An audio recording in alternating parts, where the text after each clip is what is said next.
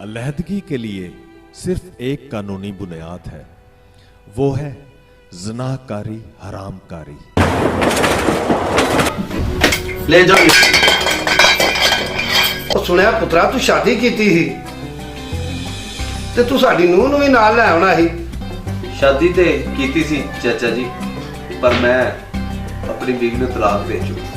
लिहाजा मसीही मजहब में तलाक नहीं, अलहदगी जब होती है तो मुस्तकबिल में किसी भी वक्त मियाँ बीवी एक दूसरे को मुआफ करके दोबारा अज़दवाजी जिंदगी बसर कर सकते हैं।